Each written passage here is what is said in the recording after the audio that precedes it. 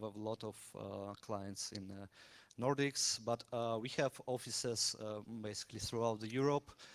We are growing our offices in Poland, here in Krakow, and as well as in Wrocław, and also the Czech Republic, Ostrava, Finland, and so on. So, and by the way, we are hiring, so uh, obviously, yeah. So we have the booth right to the left of this exit. So come and talk to us. You know, just say hi. You know, if you want to talk to us. Or there's Gavel Mikolajczyk, who is our head of security operations center. So you will be hired immediately by him. Yeah. So, oh, I got a clicker. Sorry.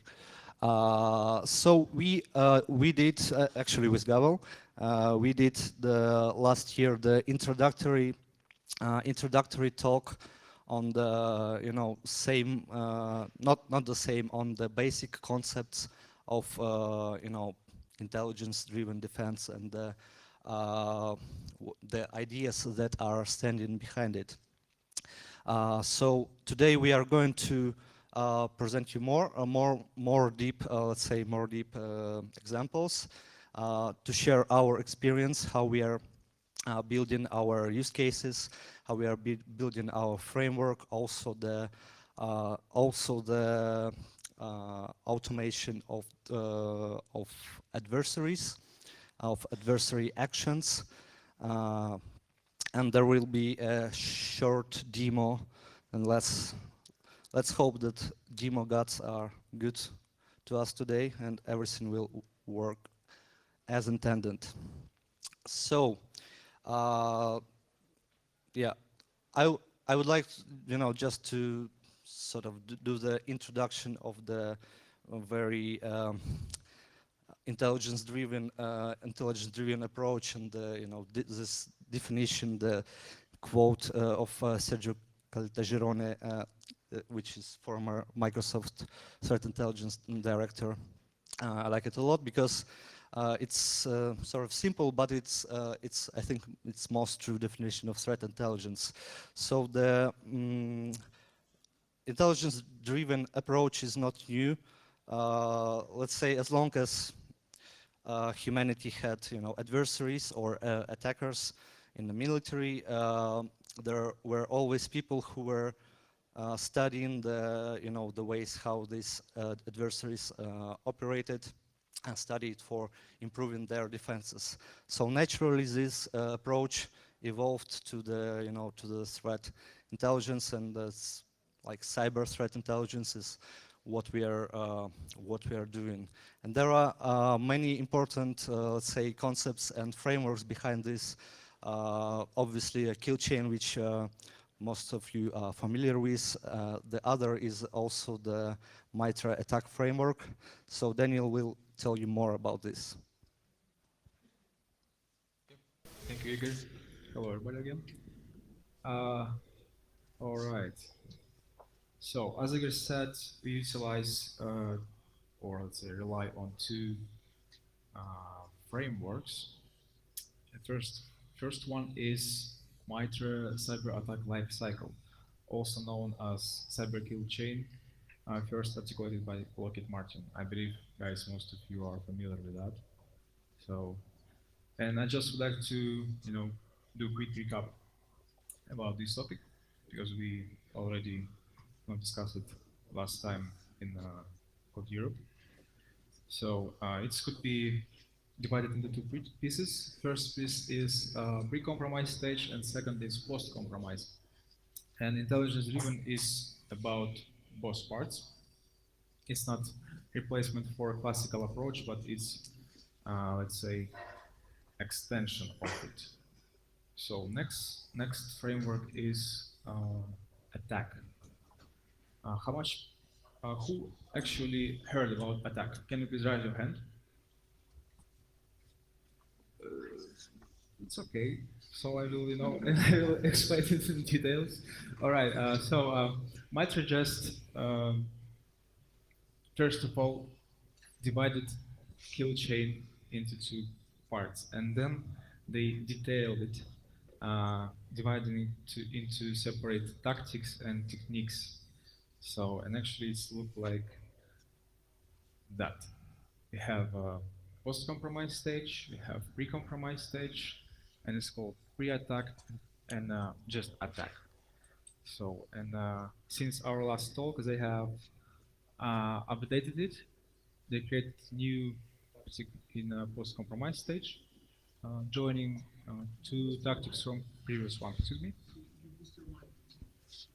Boost. I mean, louder, guys. Can you please? Yeah, just easily. 1, 2, 3. 1, 2, 3. Is it better now?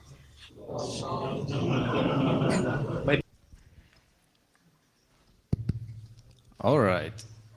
Okay. Now it's better, yeah. So they have added 71 new software entities. They have added 71 new software entries, 18 groups, and most important part is that they have added new tactic to it. And now it's look like that.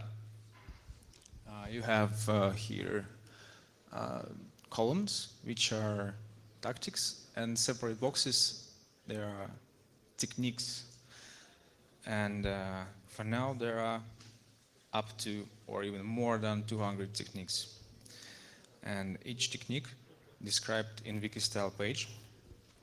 And it includes description of examples, who has used this technique from well-known threat actors, how to mitigate, how to mitigate this specific threat, how to detect it, and just references of it. So, and as you can see,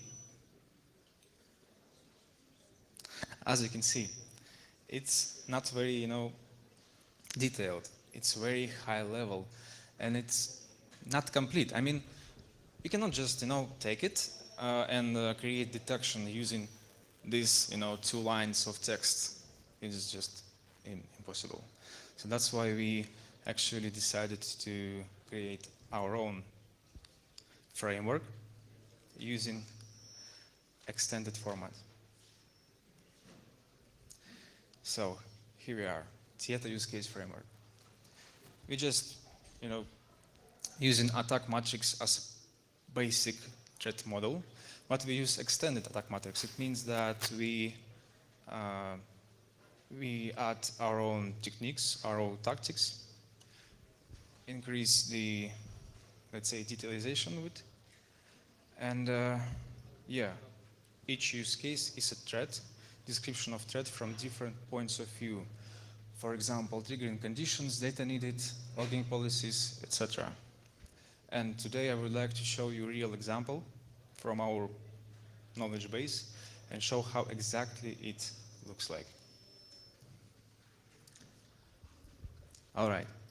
So our use case framework is nothing but just the structure in Confluence knowledge base, and all these entities which I've just mentioned, they are just substructures of the big structure. And of course they include different related articles. Guys, can you please just fix something, somehow, this noise? It's...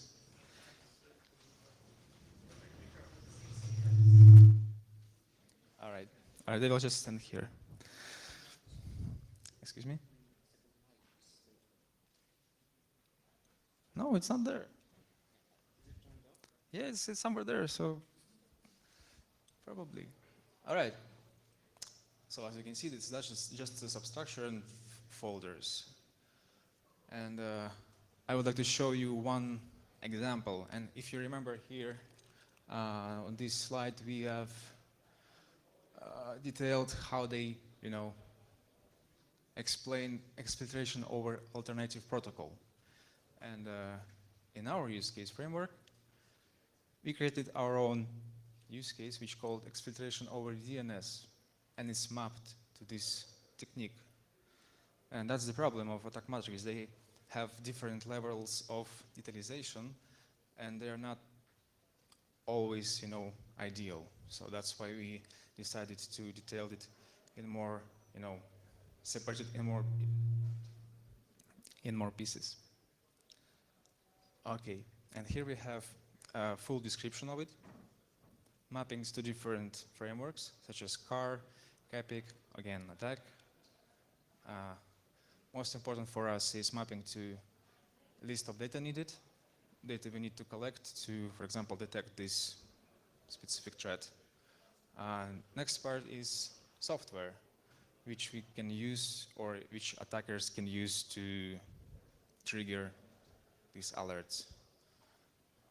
Next part is alerts related to this threat or to this use case. Logging policies and hardening policies, but for now we will focus on more alert side. Okay. Also, use case itself, use case article includes all analytics related to, of analytics works, related to this case. So for example, we have conducted the analysis with PCAP, with DNS server logs, and now you can see the part with NetFlow. So this kind of description, how can you detect DNS exfiltration using NetFlow, with some diagrams, etc. So, alert. One of the entities which maps to use case, and for this specific use case, we have something like, 15 alerts, and this is just one of examples. So here, most important part here is data needed. It has mappings to, again, to our own articles about that, and to detect this specific activity, we need very simple things: list of well-known domains, queries log or DNS transaction log, or analyzed traffic. So if we will click to DNS queries log, we will appear in this article, for example. This is the data needed. Here we have a raw log, example for CM team. Here, and most important thing here is mapping to logging policy, which is just a way to enable DNS query log. So, and if we will click on it, we will obviously see this logging policy. Nothing, it's not rocket science. We just collected a few lines of text which we need to add to configuration file, and then reboot the service, and then we will have this log on DNS log server. So next part of alert is correlation. And here, first and most important thing is high-level detection logic. This logic is system agnostic, so our CM team can implement this logic in each and every CM system. So first thing we do is this high-level detection logic. And last but not least part is triggering. So exactly the way how we can trigger this specific alert. And here we have a list of software and specific commands to execute to trigger this alert. For example, if we will click on Nishank, we will see the article related to Nishank, description of it, and specific, let's say, unit test, which is just a huge one-liner, and unfortunately we cannot see the end of it, but it doesn't matter, just a PowerShell. So, the most important and quality of our use case framework is completeness. We have everything, for example, we are trying to collect everything related to some specific area. For example, if we need to detect some specific threat, we collect in logging policies, we describe in data needed, and we describe in detection logic. So we can just go to our customer and say, all right, you would like to cover this threat, so you need to implement these logging policies, we need to collect this data, and we will implement this detection logic. But of course, detection logic is only on our side, so sorry. And now we more discuss detection side, and Igor will show you more about testing and simulation stuff and automation in this area. All right. So, yep. 1, 2. Okay. Is it okay? Thanks. So yeah, I want to focus on the specific area, which is kind of triggering conditions. You can call this unit tests. You know, these are the you know, specific like one-liners, bash scripts, shell scripts that are performing either a specific technique using various tools, using the I'm sorry, using the either built-in tools or, you know, the specific attack tools or frameworks, and so on and so on. So we have this, you know, we have this huge knowledge base, and you know, we wanted to build ourselves a capability how we can you know, integrate this in kind of the, you know, continuous testing and DevOps environment, because, you know, a lot of modern security teams are heavily borrowing concept and ideas from the like DevOps. So we have the, you know, automated infrastructure provisioning, the configuration management. We use different Ansibles, Vagrants, Terraforms, you know, and we want to, you know, to build everything on top of it, everything on top of DevOps. So we started to look around, and there were, you know, many kind of new and emerging tools around this specific area, which is called nowadays like adversary simulation frameworks. So actually MITRE, who are the authors of Attack Matrix and various other things, released their version, which is called Caldera. It kind of focused more on the you know, custom remote agent and the visual side of things.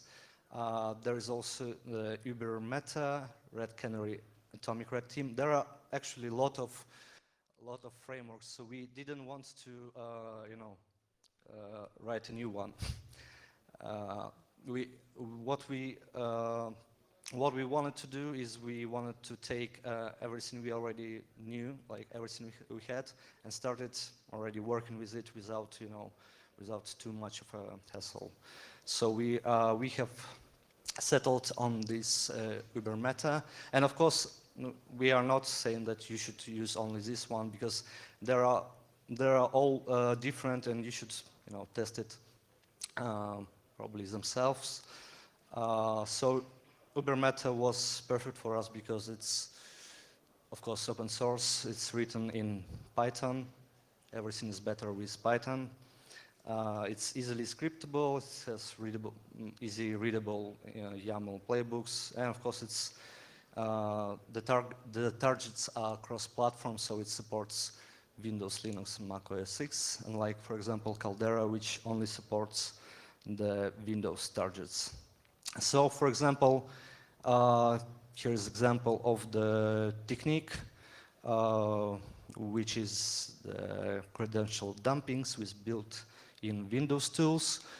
So we have here the MITRE attack mappings and the purple actions, which are essentially our unit tests. But the next evolution, executing only one kind of technique is not boring, but it's not fun. More fun is simulate the whole chains of different techniques, or simulate the specific threat actors, various APT groups, penetration testers, and so on and so on. So we can easily define our scenarios, different phases that we want to run.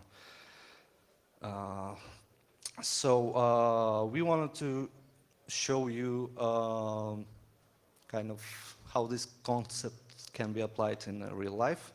So who knows about the finesse, Fisher, and the HackBack attack? Okay, two. Two people, and I know them both. All right. So it was very loud attack back in 2015. The breached company was named Hacking Team, and they got breached like completely. So the emails were leaked, the source code, like everything. And after that, there was this guy, or I don't know, maybe there are many guys, but he called himself Phineas Fisher, and he published a very detailed, very long document on how he performed all these actions. And this document is very valuable for us as a defenders, because it's like a first of a kind, first person documented APT attack from the first person point of view. So we got here everything, tools, techniques used. We actually, this is a slide we already shown, but we showed essentially manual way how we can, you probably don't see anything, right? Yeah. Manual way how you can detect all of these techniques. So today we also wanted to show you automated way how to perform these attacks, and the automated way to detect this. So this is a mapping of this HackBack attack by Phineas Fisher to attack matrix. And here's our simulation profile. You probably also don't see anything. Anyway, there were a couple of missing techniques in the METTA itself, so we developed kind of additional stuff.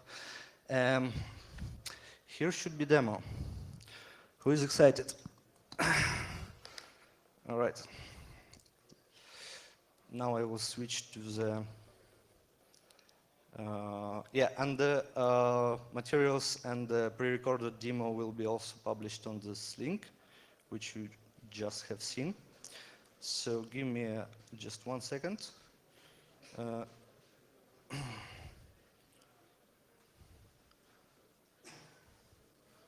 No, nothing. How it should be done?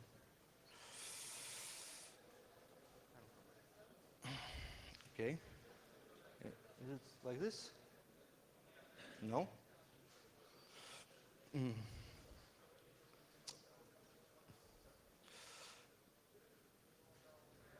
Okay, for some reason I cannot see this. Ah, all right. Yeah? Can you take this, please?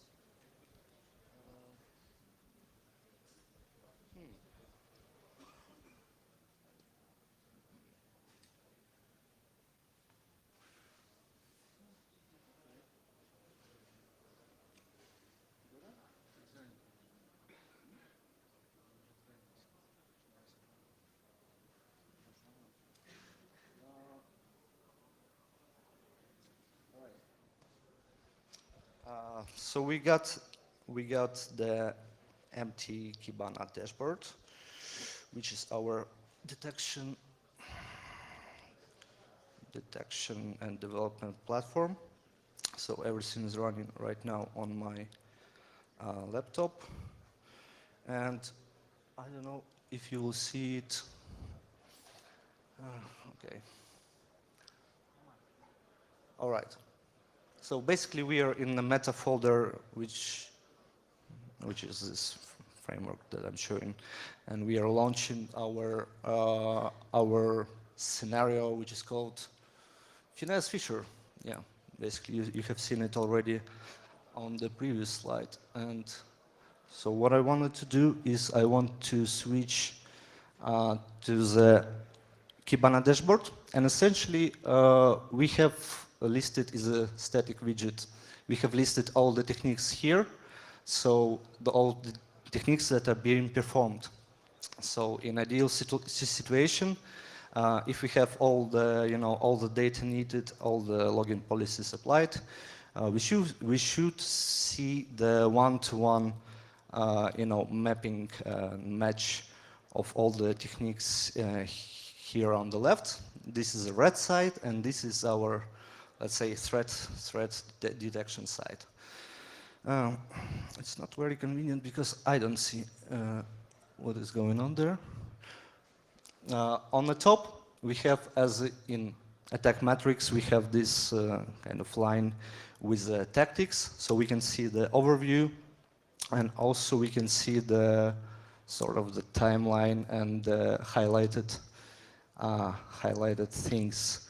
So the process injection, and the new service, which are signs of the privilege escalation. Of course, we see also credential dumping, which is also not great. What we also see here is the discovery. So, the typical things performed by Finesse Fisher. Can you take a look at over there? Because I don't see anything. All right.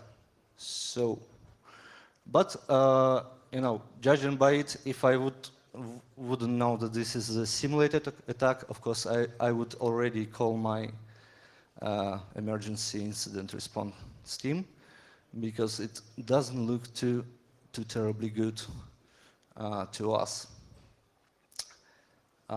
So essentially, in the background, METTA performs all the tests. So on the left side is progress, on the right side is the output of the tools, and we should see one more technique, and essentially it will be over. Do we see 9? 1, 2, 3, 4. Yeah.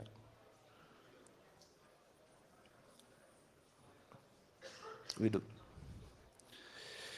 All right, so it should be, the left side and the right side should be identical. And this is essentially the way that we can test, automate, and verify our detections, our completeness of our, let's say, use cases, quality of our data, quality of our login policy, and so on. So this example, is quite good because everything is documented. But essentially, we can take any threat report and or our own report. So all the materials will be on this link. Snap it if you want. So essentially, yeah.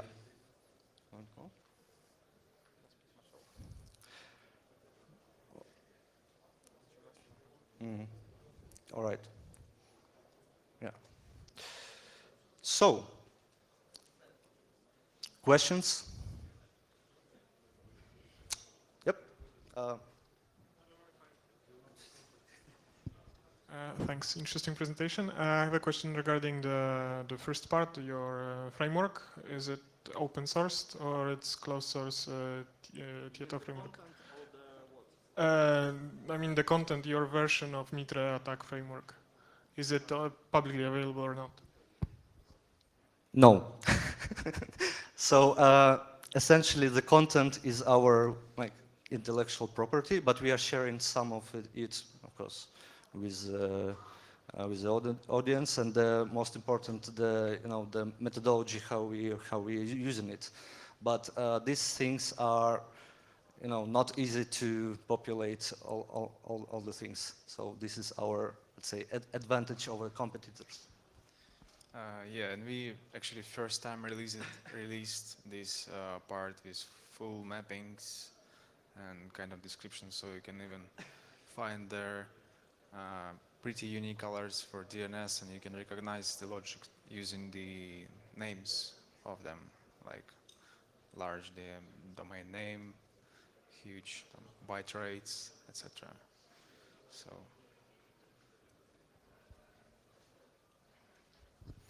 Any other questions? Don't be shy. Okay. Hi.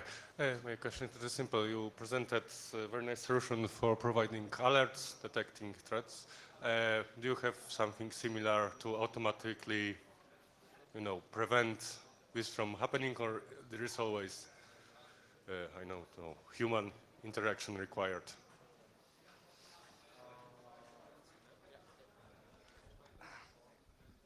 Hello, thank you for your question.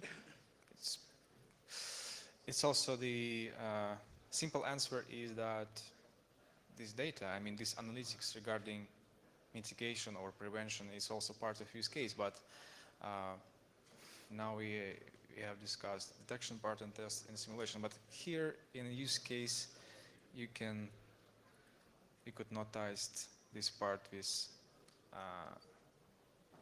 hardening policy, and just below there are hardening mitigation systems and mitigation services, but they're out of scope. So what I can tell you that mitigation systems are filtering technologies like IPSs, new generation firewalls, and services are the system as a service and kind of detection services like we do. So. Any? Sorry, so one more follow-up. So technically it is possible, let's say, knowing that you are monitoring a device, to trick it to fire some rules to block this device from working. You tend to stop something, some access, and then someone just wants to disable device. In theory, yes. Okay. Thank you for your question. And first of all, it depends on instant response action and instant response automated actions. And it's, again, it's out of scope. But here, the list of alerts you see, they just producing notifications with different fidelity level. Half of them are investigative, and the second half is high fidelity. So actions and all blocking stuff depends on, case by case, and it depends on IR playbook, which is also mentioned here. But for this specific case, it's just escalation. But we have playbooks for automated IR, which is like kind of auto blocking, auto enrichment, and stuff like that. So.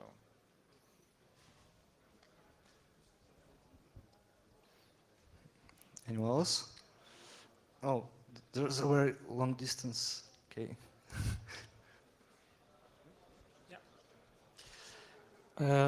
My question is, I saw the rule and the logic for DNS exfiltration. So the logic was if the size of the queue is bigger than 70 bytes and not in the list of well-known domains. So I wonder if here you rely on some list publicly posted, or do you create yourself list?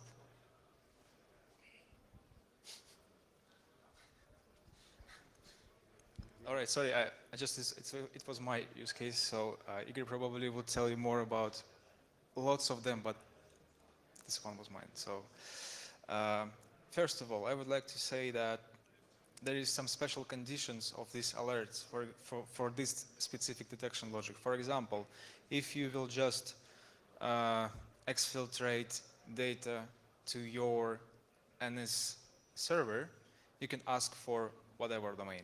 So you can just put here well-known domain like Microsoft, asking your DNS, and this way exfiltrate the data. So it's also mentioned here in the use case analytic, in the use case article itself. But answering your question is, first of all, we rely on our own analytics. And second is that actually there is not so much, well-known services which kind of could be implemented to each and every customer. It's kind of 30 or something. But of course we continuously update this list. It's not just it's actionable data. This framework is actionable, and we continuously improve it. So, and here you see the example of alert and use case customer agnostic. For each of our customers, we produce, let's say, customer-specific use cases and customer-specific alerts for their infrastructure. Because most of our customers are in Nordics, in Scandinavia, and they have their own specific. And we have to, fine-tune it. There was a question in the back. Okay. Dun, dun, dun, dun, dun.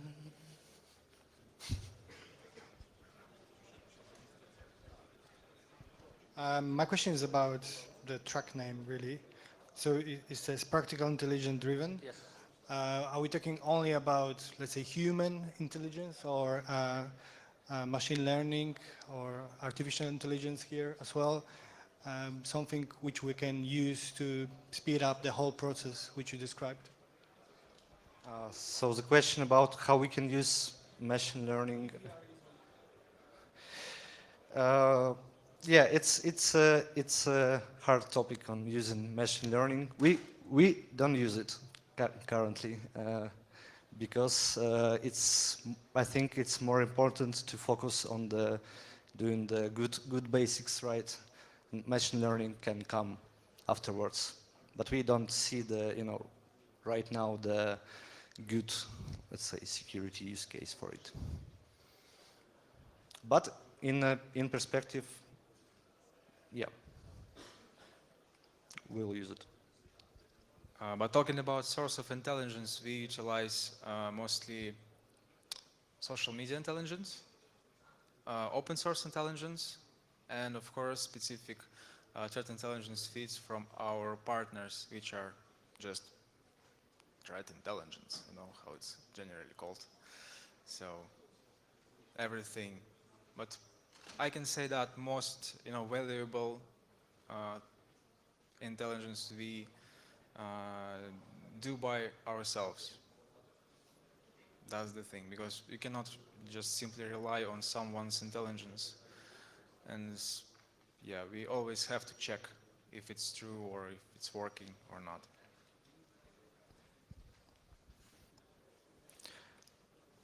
All right. If there are no more questions, thank you everybody, and have a good rest of conference. Thanks.